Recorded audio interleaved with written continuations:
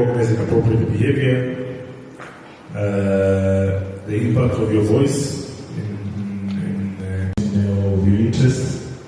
Unless the power of AI, we live in an AI world. We don't need to worry about you. It's like people, some of the topics we have for everyone. You can see mentally fit. You can sometimes I talk to Naivi all the time. All the time, I wear the t-shirts, some jackets that are quite unique.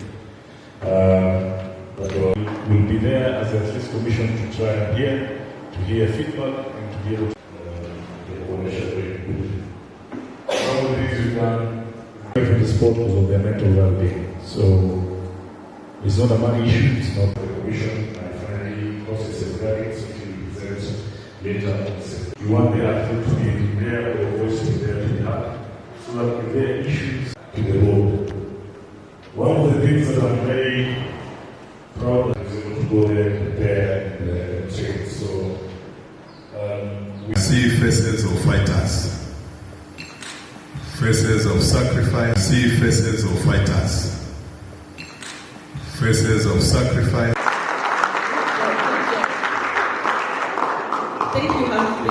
What can we do so that we equip them?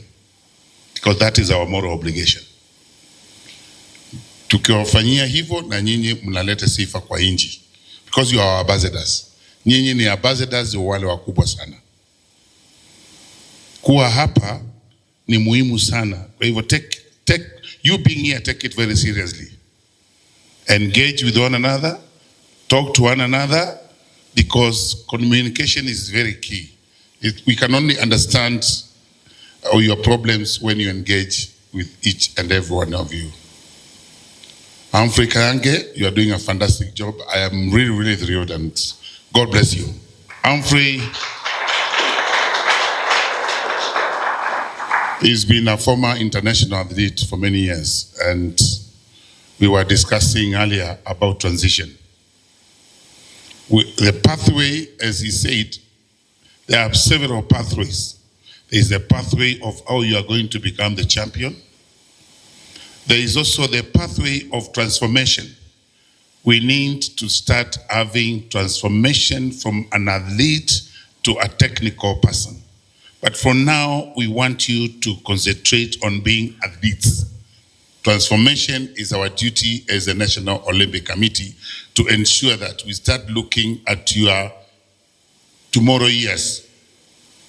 Where will you be after this? Because the leadership today is different from the leadership of many, many years back. Because this leadership is comprised of former athletes who understand you. Tunaelewana? We understand you because, as I said earlier, we've been in those shoes. We will be working to ensure that there are programs that ensure your transition is smooth. You don't just expire. We train you back to start giving back to the same federations where you guys are coming from, so that you become coaches of tomorrow. We will not allow people to just expire like yesteryears, where athletes would just, after competing, they just disappear.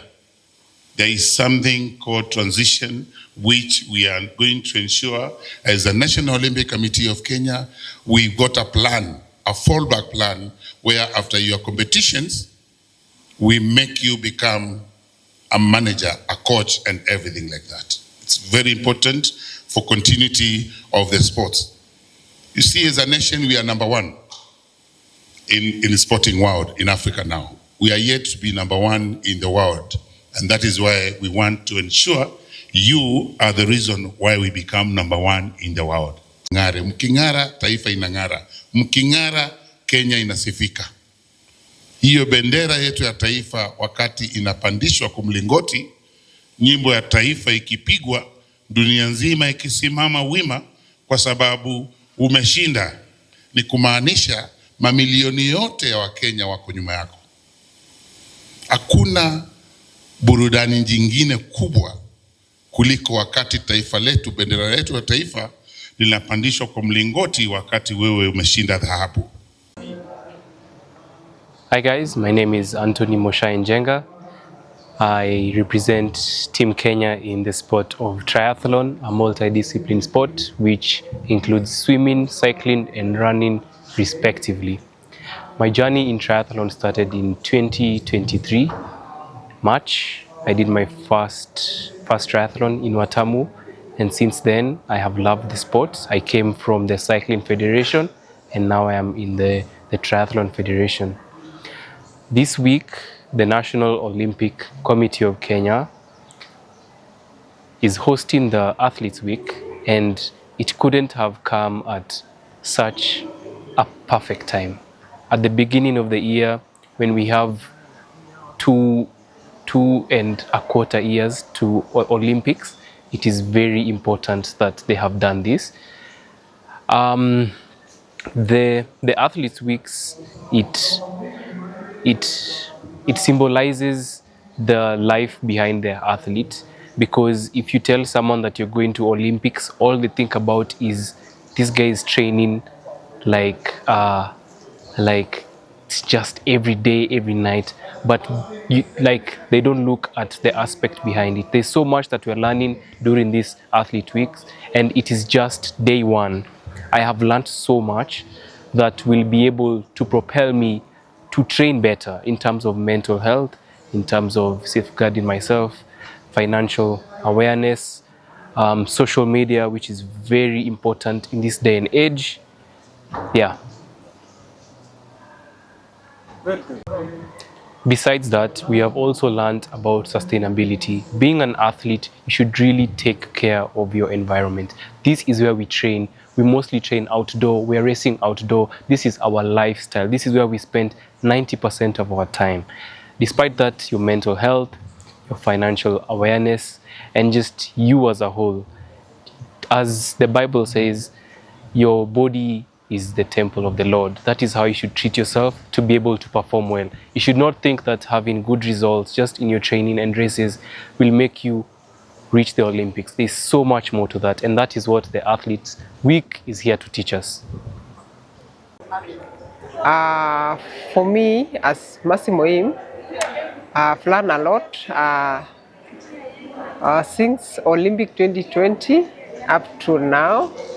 I think it has helped me to maintain my discipline, and even if I go through harassment, I know how to handle myself, and also nasaidia the young players, unajua, especially the volleyball players and other athletes wale wametoka shule.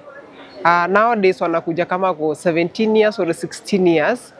So maybe wamezoea life ya shule, wakifika huku nje, we have like young men outside and even some coaches. Most of the time wanaharibu watoi. So I normally talk to them and guide them through these forums. What I get here, hiyo ndio napeleka kwa ground. So for now we have young athletes here and also in different sports. Especially today, I came with my younger setter at 18 years old. This is her first time akwe kwa hii forum. And I've learned something. She was like, this is the right time for me and maybe for the young athletes. Akienda club na akirudi shule, ile time unarudi shule kuongelesha watoto shule, she has something kuchukua back to school and for the young athletes. For the new athletes, so you have to thank God so much for these forums kwa sababu inasaidia, and especially now we are starting the season. They have learned a lot. Wakirudi mazoezi, they know their rights and place ndakana apite na place ya coach. Especially mambo ya sexual harassment, amefunzwa na Wilkista sana. So for Wilkista, I want to say thank you so much for coming up with that topic, sababu umesaidia watoto na utawasaidia bado. And also I can say for the NOCK, and say thank you so much for these forums. I've been in volleyball for so many years, but before Tokyo 2020, that's now the time nimepata hizi classes, hizi meetings. Imesaidia sana compared to time nimetoka shule. Tumekuwa na issues mingi sana, especially sides volleyball zimekuwa na issues, but after Olympics zimekuwa chache kidogo. So for now, we are somewhere in volleyball and also other athletes in different disciplines.